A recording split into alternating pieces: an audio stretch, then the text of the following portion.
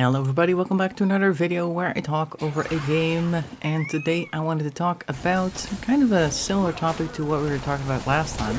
Though last time we were talking about weaponized incompetence, which most people look at as things being done to you to make you do things for them. But near the end of the video I also went into the opposite, how you can make other people incompetent by basically doing things for them instead of letting them explore things for themselves and learn.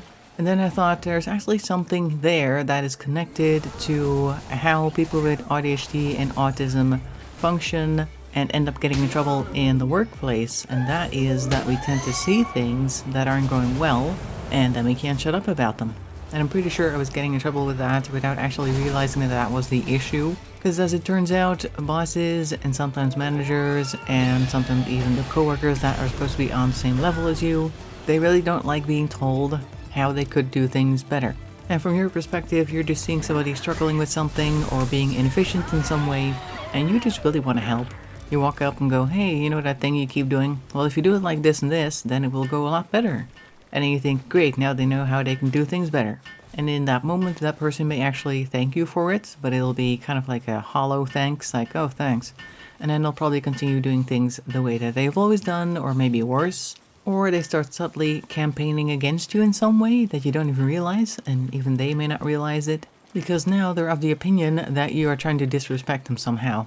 Because for some reason, neurotypicals really only care about how things look, how they look, how it looks when somebody tells them something, how it looks when they're telling somebody else something. You'll notice this in particular in the promotion game, where people get promoted who you know don't really do the work that they say that they do, or half the work that they say that they do, because you know how things go, and they just pretend to be very efficient, at least in the eyes of the boss or whoever could promote them, and that's how they got where they were. And now people are going to protest saying, well, some people get promoted because they're actually really good at what they do. Sure, I'm pretty sure that happens. But what you usually see is you have a manager who has to promote somebody, and they look around and they're more likely to pick somebody who makes them feel good than somebody who actually does good on paper. And while this person who gets promoted may not be trying to get a leg up over everybody else around them, they're most likely not the most efficient worker there. Then of course people will argue, well, we're not really looking for the best worker around, we're looking for one that fits the job, etc, etc. But I think there's just copium for realizing that you did a bad job and now you want to explain it somehow. A bad job in picking somebody else, I mean. But okay, I'm not really here to explain why we're not getting promoted. I'm just trying to explain why we tend to have people against us in the workplace, and it's got a lot to do with the way that we see how things actually work and how people pretend that things are working. That also makes us particularly allergic to any sort of messaging from higher up that says, oh, we're such a big family and we're doing our best to get these gains and blah blah, we're having such great success, etc. And you're sitting there thinking, well, we could get better success if we only did X, Y, and Z better, or we're more efficient in this way, or more efficient than that way. You can be in an organization that seems extremely inefficient from your point of view, and still people will think that they're doing a good job, because from their point of view, they are. And things can get tricky if some boss or some manager says, oh, if you have any ideas on how we can improve, make sure to contact me. Because you'll be sitting there thinking, oh, I have several actually, let me just send you the list. And they will not appreciate that, so be very careful with that. I think it's also a lot to do with the fact that other people don't like somebody who they potentially consider to be lesser than telling them what to do or how to do things better. Nobody likes to be told that they're doing something wrong or inefficiently, first of all. But instead of telling you how you should tell them how things should be done, I think we should just avoid that because communication is not our strong point. Well, not for most of us anyway. And instead we could give the example by doing things more efficiently ourselves. And then if people see that and think, hey, that's actually pretty good, let me try some of that, then you'll have some influence over them and they'll start doing things more efficiently as well. And if nobody notices, then at least you're doing a good job and you're not bothering anybody with your thoughts and ideas. So you've got a leg up there.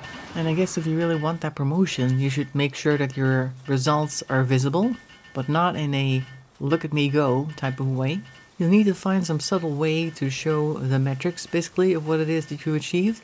If you have any ideas, make sure to put them in a format that is acceptable to some others. I'm pretty sure there are some ways that people tend to communicate their ideas within your company or department. Some type of form that you have to fill out, some type of document that you have to write, some type of proof of concept document, a business plan, whatever it is. And in those documents and emails and forms, whatever it is, be as objective as possible and try to avoid any sort of language that points out how the current system is not efficient. If you want to talk about how efficient the current system is, just use metrics, use numbers, actual facts, without any sort of opinion. Leave the opinion at the door, because that is the type of thing that will get it shot down. And have a set of actions ready for you to take in case they go, well, let's go ahead and see what you're talking about. Why don't you show me an example or something?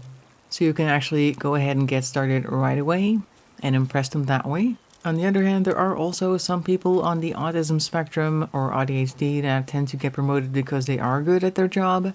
And then that causes all sorts of other problems, because as a manager, you are expected to also do the social things for your then team of coworkers, which we may not be particularly good at, but you might try to get around that by basically appointing one of your team members as sort of an assistant or something.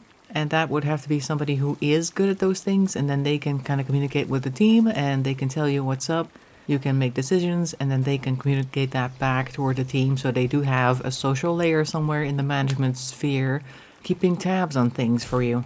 You tend to see that in media as well. They have this really cold type of expert, and then they have somebody by their side that kind of translates for them like that. But then a little bit less Sherlock Holmes and Dr. Watson, but more just manager and assistant type of thing. Like if Michael Scott had somebody who kind of translated for him, so people didn't actually have to speak directly to Michael Scott, that would have made the department a little bit more calm, less chaotic.